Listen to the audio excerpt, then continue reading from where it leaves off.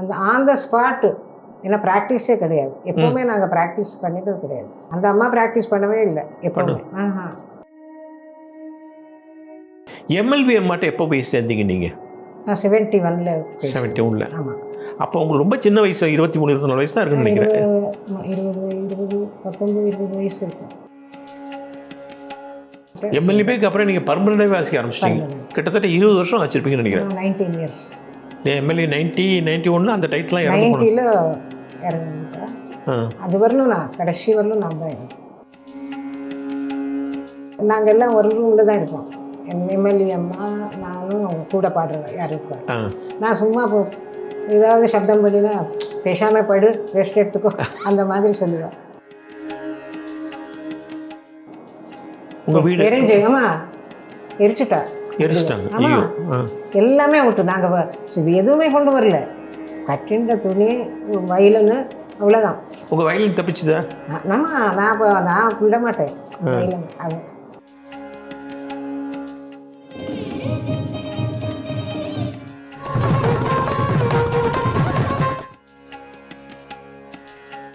வணக்கம் மேடம். வணக்கம். நல்லா இருக்கீங்களா? நல்லா இருக்கேன். உங்களை பார்த்து ரொம்ப நாள் ஆச்சு.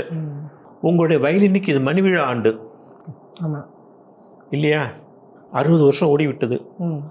ஆந்திராவில் எங்கோ ஒரு மூலையில் விஜயநகரத்தில் தொடங்கிய வாழ்க்கை இது. நீண்ட பயணம். அப்புறம் மெட்ராஸ் வந்து இங்கே வந்து மிகப்பெரிய வித்வான்களுக்கெல்லாம் வாசித்து வசந்தகுமாரியுடைய நட்பு கிடைத்து இப்போது பத்மஸ்ரீ, சங்கீத கலாநிதி, கலைமாமணி, அப்படி வரிசையாக 2 டஜன் விருதுகள் வாங்கிட்டீங்க. இந்த வாழ்க்கையை திரும்பி பார்க்கும்போது சந்தோஷமாக இருக்கா? ரொம்ப சந்தோஷமாக இருக்குது. எங்கள் அப்பாவோட ஆசை அதுதான். ஏன்னா என்னோட மியூசிக்காக அவர் சாக்ரிஃபைஸ் பண்ணி அங்கே எங்கள் அப்பா போலீஸ் ஆஃபீஸராக இருந்தார். அவருக்கு அங்கே இன்னும் சர்வீஸ் இருந்தது.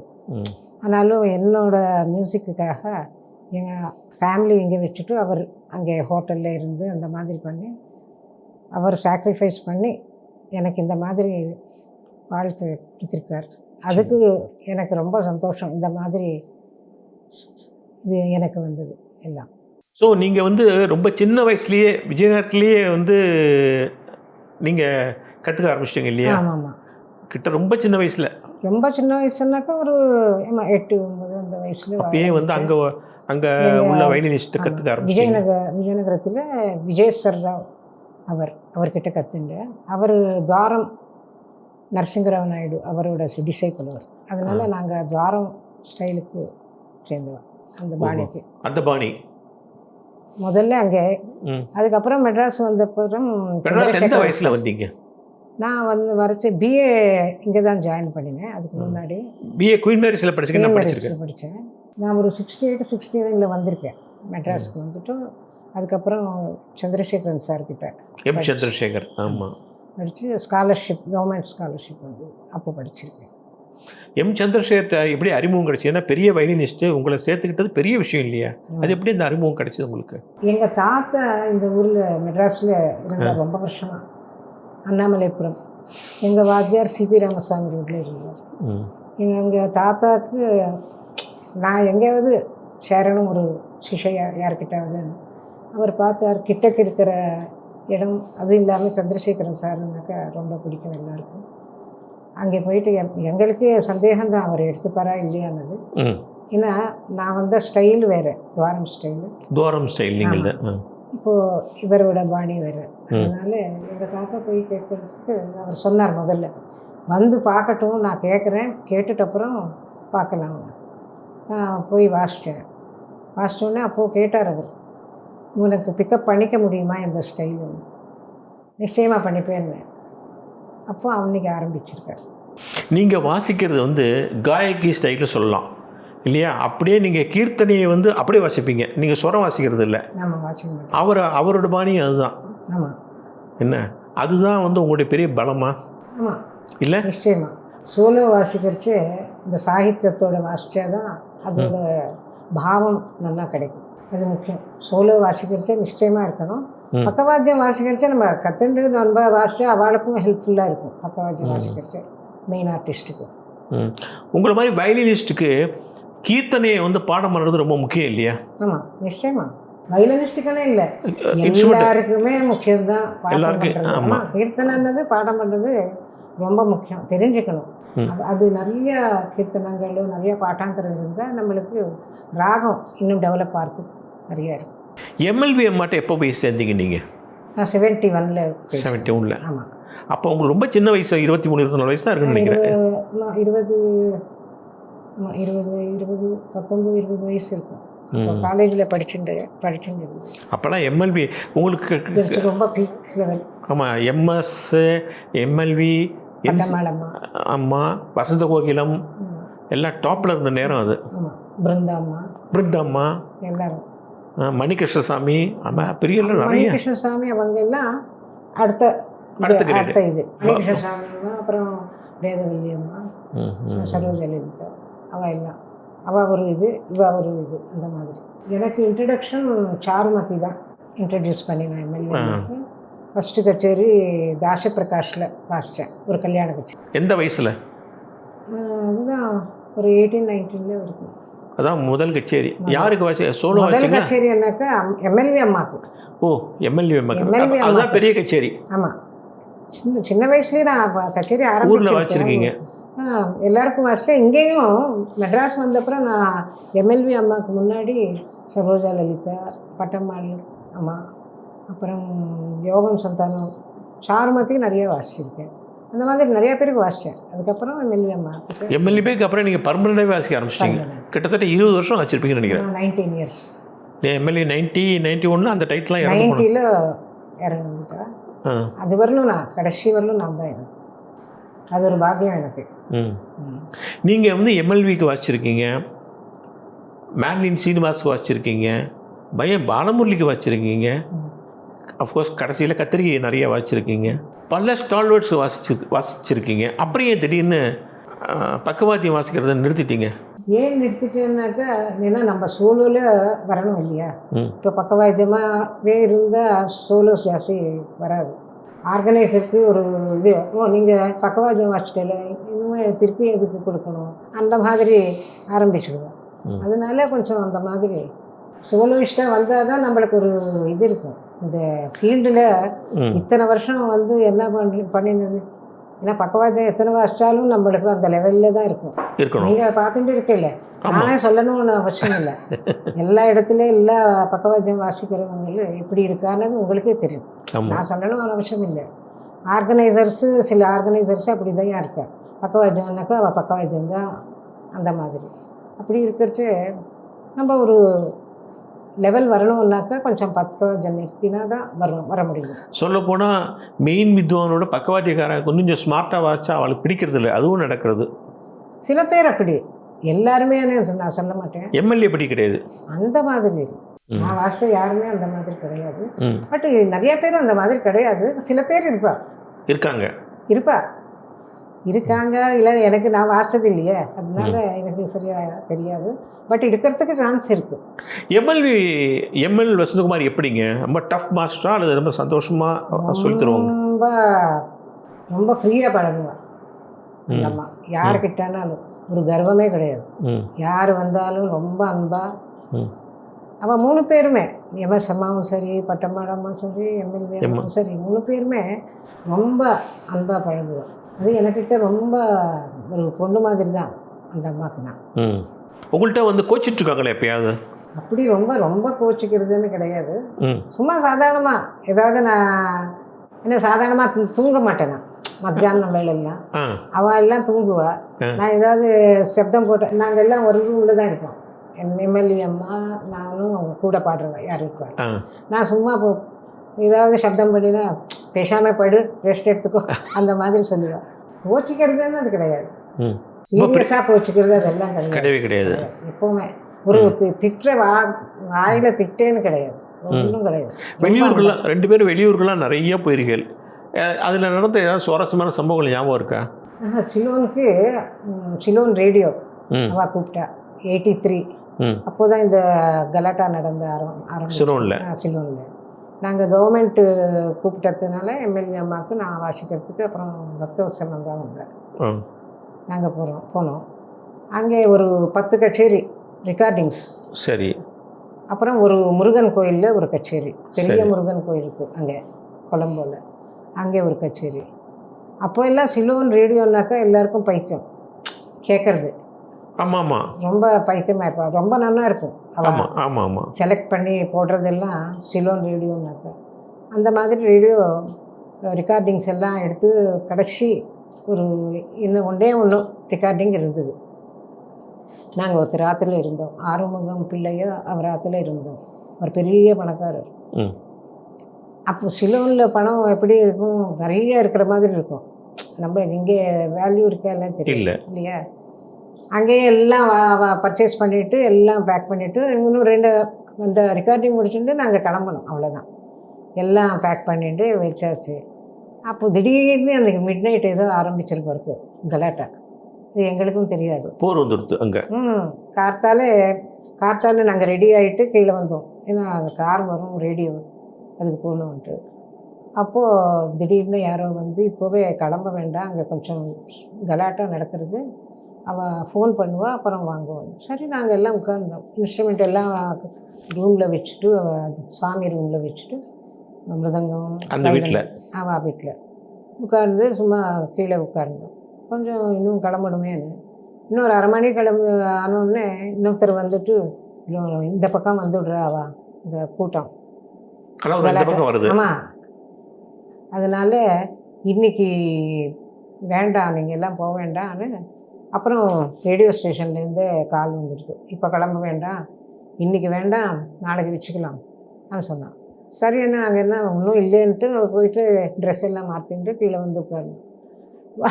இன்னொரு அரை மணி கழிச்சு ஒரு 2-3 பேர் வந்துட்டு நீங்கள் இங்கே இருக்கக்கூடாது, நீங்கள் எல்லாம் கிளம்பி போயிடுங்க, பின்பக்கம் வேறு வீடு இருக்குது அங்கே, சிங்கிளிஸ் வீடு, அவள் ரொம்ப சின்ன வீடு, அங்கே போயிடுங்க, அங்கே சேஃபாக இருக்கலாம்.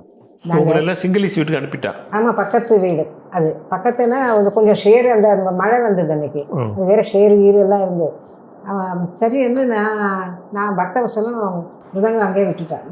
நானும் முதல்ல விட்டேன், கொஞ்சம் தூரம் போயிட்டு திருப்பி வந்துட்டேன். எல்லோரும் சொன்னான், போகாதே, நீ எடுத்துகிட்டு போகாதே, அது நாளைக்கு வந்து பார்த்துக்கலாம், இன்ஸ்ட்ருமெண்ட்டு தானே, சுவாமி ரூம்லேயே இருக்கும். எனக்கு என்னமோ மனசு ஆகலை. நான் போயிட்டு திருப்பி போயிட்டு வயலன் எடுத்துகிட்டு வந்துட்டேன். நான் வயலன் எடுத்துகிட்டு வந்துட்டேன். பக்தவசலம் அங்கேயே மிருதங்கம் வச்சுட்டேன். சரி நாங்கள் எல்லோரும் அங்கே ஒரு 30 பேர் அந்த ஒரு சின்ன ஒரு ரூமில் கார்த்தாலேருந்து சாயந்தரம் வரைக்கும் அங்கேயே ஒன்றும் இல்லை, அங்கேயே உட்கார்ந்தோம். ஏன்னா அடிக்கடிக்கு அந்த சிங்கிள்ஸ் அந்த குரூப் வந்து இங்கே இருக்காளா தமிழியன்ஸு, எல்லாருக்கும் பயம், ஒரே பயம். சாப்பாடு தான் வழி இல்லை, இப்போ சாப்பாடு ஒன்றும் கிடையாது, அங்கேயே உட்கார்ந்தோம். அதுக்கப்புறம் சாயந்தரம் வந்து கவர்மெண்ட்டுனால போனோம் இல்லையா, அதனால தமிழ்நாடு கவர்மெண்ட் எல்லாம் சேர்ந்து அங்கே ஒரு வேன் கார் மாதிரி அனுப்பிச்சிருக்கா. இங்கேருந்து இன்னொரு இடத்துக்கு போகிறதுக்கு, இங்கே கலாட்டாவே இருக்கேன்னு இன்னொரு இடத்துக்கு கூட்டின்னு போனான். அதுக்கப்புறம் அங்கே போனாக்கா அதுவும் வீடு தான், அதுவும் பெரிய வீடு, அங்கேயும் வரான்னுட்டு அங்கேருந்து வேற எங்கோ ஒரு ஹோட்டலில் வச்சேன். அங்கே ஒரு 4 நாள் நாங்கள் ஹோட்டலில் இருந்தோம். ஒன்றும் எல்லா சாமானும் எங்கள் கண் முன்னாடியே அந்த வீடு நாங்கள் இருந்தோமே, உங்கள் வீடு எரிஞ்சுமா எரிச்சுட்டாங்க. எல்லாமே விட்டு நாங்கள் எதுவுமே கொண்டு வரல, கட்டின்ற துணி வயலுன்னு அவ்வளோதான். உங்கள் வயலின் தப்பிச்சுதா? நான் விட மாட்டேன் வயலன். அது அப்படி நாங்கள் அந்த ஹோட்டலுக்கு போயிட்டு அதுக்கப்புறம் கவர்மெண்ட்லேருந்து எல்லாம் எம்எல்ஏ பத்மபூஷணம் இல்லை இல்லையா, அதனால் கவர்மெண்ட்லேருந்து நிறையா இது வந்து நாங்கள் அப்புறம் நேவல் எஸ்கார்ட் பண்ணி எங்களை அனுப்பிச்சிட்டோம். இங்கே இல்லைட்டா ரொம்ப செருப்பு கிடையாது, ஒன்றும் கிடையாது, எல்லாம் வாங்கினதெல்லாம் அவுட்டு, வாங்கின சாமான் எல்லாம் அவுட்டு. அப்புறம் காம்பன்சேட் பண்ணி நான் இங்கே இந்த கவர்மெண்ட்லேருந்து அங்கே பேசிட்டு நம்ம கவர்மெண்ட்டில். அப்புறம் எப்படி தான் திருப்பி வந்தீங்க சென்னைக்கு? அதான் நேவல் எஸ்கார்ட் போட்டு ஏர்போர்ட்டுக்கு கூட்டின்னு போனால் ஏர்போர்ட்லேருந்து ஃப்ளைட் பிடிச்சி இங்கே வந்தாச்சு. ஸோ தப்பிச்சா போகிறோன்னு சென்னைக்கு வந்தீங்க? ஆமாம்மா, அவ்வளோதான். ரொம்ப ரிஸ்க் அது நாங்கள் போனால். ஆமாம், எல்லோரும் ஒரே ஃபோனுக்கு மேலே ஃபோன் எல்லோரும் பண்ண என்ன பிரயோஜனம்?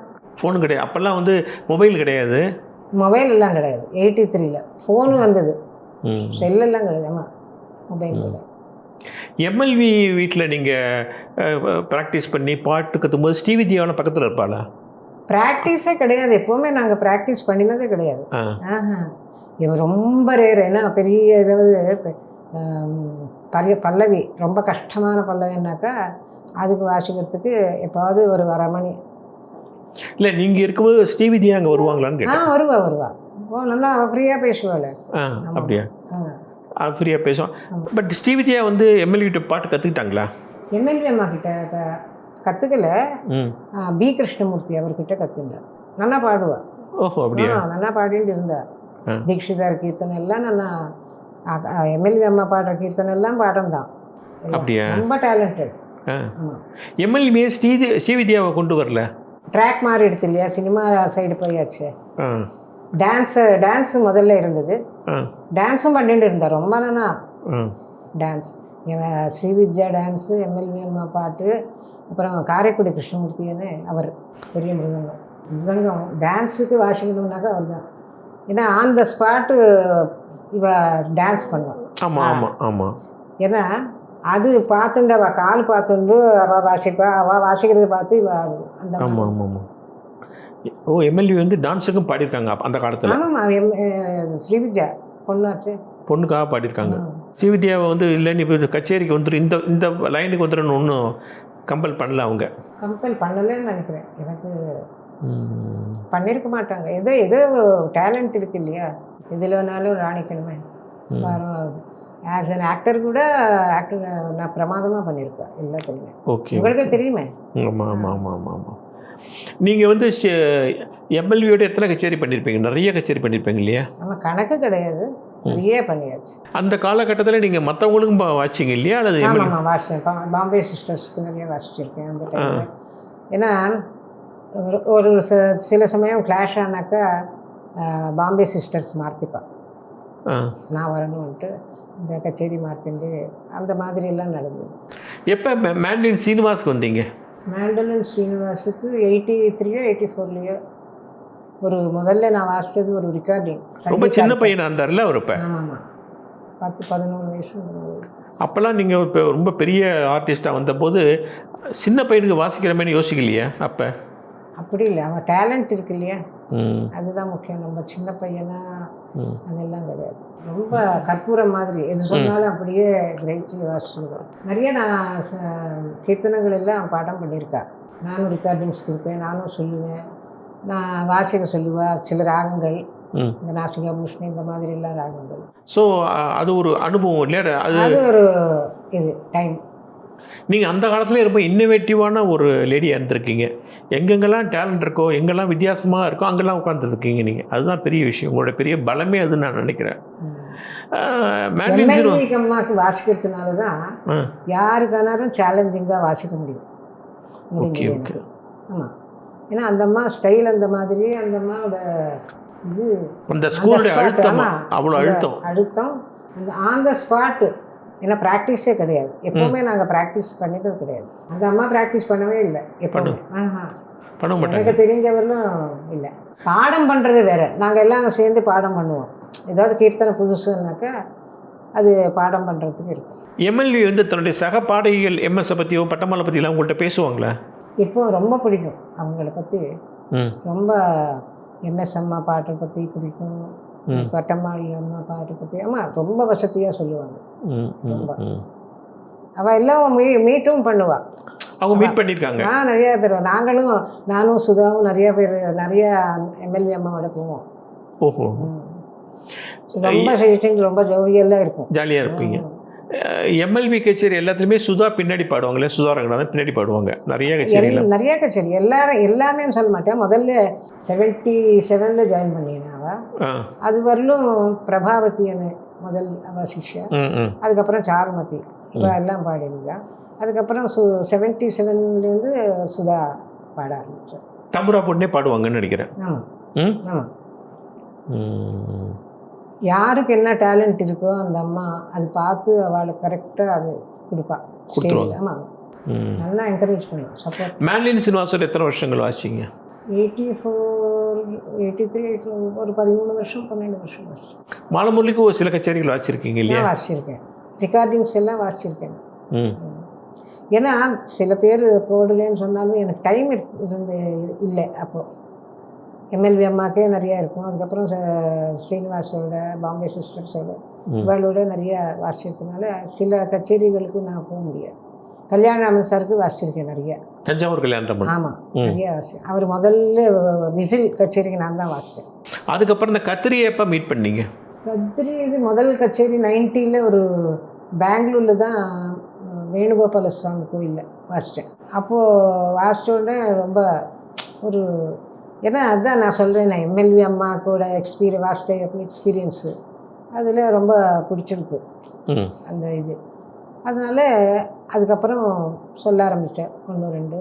முதல்ல நாங்கள் லண்டன் சரி ஃபஸ்ட்டு கச்சேரி Albert hall, London Albert hall, அங்கே தான் கச்சேரி இருந்தது. ஃபாரினில் கத்திரிக்கு சாருக்கு போனது லண்டன் முதல்ல. கத்திரி நீங்களும் வாசிக்கும் போது நீங்கள் 2 பேரும் ஆல்மோஸ்ட் ஜுகல்பந்தி மாதிரி இருக்கும். நம்ம பக்கவாத்தியமாக பக்கவாத்தியமாகவே இருக்காது அது சில நேரங்களில். அதனால தான் ஜாஸ்தி வாசித்தேன். ஏன்னா பக்கவாத்தியமாக இருந்தால் அதில் நம்மளுக்கு ஒன்றும் பேர் இருக்காது. இல்லை, உங்களுக்கு நிறைய ஸ்பேஸ் கொடுப்பாரு அவர். ஆமாம், அதனால தான் நான் என்ன சொல்கிறேன்னாக்கா, அப்படி இல்லைட்டா நான் எப்போவோ வாசிச்சிருக்க மாட்டேன். நம்மளுக்கு ஃப்ரீடம் இருக்கும் அந்த கச்சேரியில், நம்மளுக்கு சேலஞ்சிங்காக இருக்கும். அதனால தான் அதுவும் நீங்கள் கத்திரி ஏகே பழனிவேலு அந்த காம்பினேஷனே ரொம்ப இதுவாக இருக்குமே, கலகலப்பாக இருக்குமே. இல்லை, நிறைய பேருக்கு பிடிக்கும். கிட்டத்தட்ட ஒரு 10 வருஷம் தொடர்ந்து வாசிப்பீங்கன்னு நினைக்கிறேன். மோர் தென் 10 years. நிறைய நான் 25 years கண்டினியூஸாக வாசிச்சிருக்கேன். 25 years வச்சுருக்கல. 91லேருந்தோ கடைசி வரலாம். அவர் 19ல் போயிருக்காரு இல்லையா? ஆமாம். ஒரு பக்கம் கொன்னக்குடி வலையப்பட்டினா இன்னொரு பக்கம் உங்கள் காம்பினேஷன். எல்லா கடவுளோட இச்சை எப்படி என்னன்னு தெரியாது. நம்ம கையில் எதுலையுமே கிடையாது. அதுவும் கத்திரி வந்து டூயட் படத்துக்கு அப்புறம் அவர் எங்கேயோ போயிடுது, பெரிய கூட்டம் வந்தது இல்லையா? அது இல்லாமல் அந்த வாத்தியத்தில் இனிமேல் அந்த மாதிரி இப்போ மேண்டலினில் ஸ்ரீனிவாச எப்படியோ, சாக்ஸோஃபோனில் கத்திரி சார் யாரும் அந்த லெவலுக்கு யாரும் வர முடியாது. அந்த மாதிரி வாசிக்கிறதுக்கு கொஞ்சம் எல்லாருமே நன்னா வாசிக்கிறார். அது நன்னா வாசிக்கிறது வேறு, அந்த லெவல் வேறு. அதெல்லாம் கடவுளோட இது அனுகிரகம். அவளுக்கு 2 பேருமே மேண்டலினும் சரி, ஸ்ரீனிவாசும் சரி, கத்திரி சரி, ரொம்ப பக்தி ஜாஸ்தி. நீங்களும் கத்திரியும் ஆன் த ஸ்பாட் கற்பனையா அல்லது முதலே போய் சொல்லி வச்சுருந்து வாசிப்பேன் இதெல்லாம் வரணும்னு? இல்லை, சொல்கிறதே கிடையாது. யாருமே மேண்டலின் கூட சொல்லணும், ஸ்ரீனிவாசு கூட கிடையாது. யாருமே சொல்லி வாசிக்கிறது கிடையாது. ஒரு கச்சேரியில் உஸ்தாத் அம்ஜத் அலி கான் வந்து உங்களை வந்து அவர் போட்டு சால்வேட் டக்குன்னு உங்களுக்கு போட்டாருன்னு ஒரு செய்தி படித்தேன். அது எந்த கச்சேரி அது? ஆமாம், அம்ஜத் அலி கான் அவர் டெல்லியில் எம்எல்வி அம்மா கச்சேரிக்கு ஆனப்புறம் அன்னைக்கு எம்எல்வி அம்மா கல்யாணி பாடியிருக்காங்க, சாரமதி பாடியிருக்காங்க. அந்த கச்சேரி ஆனோடனே அவர் ஸ்டேஜுக்கு வந்து அவருக்கு அன்னைக்கு அவர் எல்லாருக்கும் அன்னைக்கு சன்மானம் இருந்தது அங்கே டெல்லியில். எம்எல்ஏ அம்மா, அம்ஜத் அலி கான் சார், அந்த மாதிரி பெரிய லெஜெண்டரி இருக்குது, அவள் சீனியர் மோஸ்ட் அவள். அப்போது அந்த ஷால் எடுத்து எனக்கு கொடுத்துட்டு, இந்த மாதிரி வயலின் நான் கேட்டதில்லை, ரொம்ப நல்லா ட்ரெயின் பண்ணியிருக்கேன் நான் அம்மா கிட்ட சொன்னேன். அந்த அம்மாவுக்கு ஒரே சந்தோஷம் இருக்கும். Okay okay okay. ஏன்னா இன்னொருத்தரானாக்கா ஐயோ எனக்கு போடாமல் அங்கே போட்டாலே ஒரு மாதிரி இதுவா இல்லையா? அந்த மாதிரி கிடையவே கிடையாது. ரொம்ப சந்தோஷப்பட்டாங்க. இந்த காலத்தில் அந்த மாதிரி ஒன்று நடந்ததுன்னா அடுத்த கச்சேரி அவங்க கட்டு. அதெல்லாம் பெரிய மனசு. அது உங்கள் கச்சேரி வந்து நீங்கள் சோலோவாக இத்தனை வருஷமாக வச்சுட்ருக்கீங்க. இப்போ மியூசிக் அகாடமிலேயே சோலோவாக ரொம்ப வருஷமாக வச்சுட்டு இருக்கேன். எனக்கு நல்ல சப்போர்ட்டு சபாஸ், முக்கியமாக Naradagana Sabha, music academy, Mylapore fine arts, Krishnagana Sabha, இந்த சபாக்கள் எல்லாம் அப்போ இருந்தது. அப்போலேருந்தே இருக்குது. பார்த்தசாரதி சாமி சபா, அவள் எல்லாம் அந்த டைம்லேருந்து எனக்கு நல்ல சப்போர்ட்.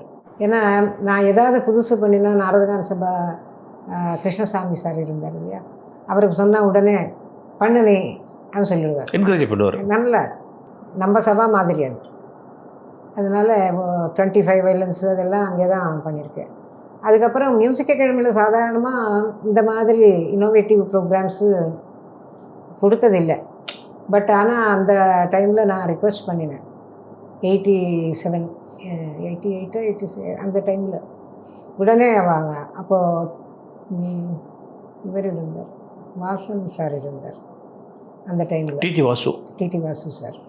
அப்போது நான் வாத்தியலஹரின்னு பண்ணினேன். ம். அது அதுக்கப்புறம் 2000லேயும் எப்போவோ 25 வயலன்ஸ் கூட அங்கே வாசிச்சிருக்கேன். அதனால் இந்த சபா நல்ல சப்போர்ட் எனக்கு. இந்த பெரிய சபாக்கள் எல்லாம் சப்போர்ட் ஆனதுனால, ஏன்னா எல்லாமே கடவுளோட இதுதான்.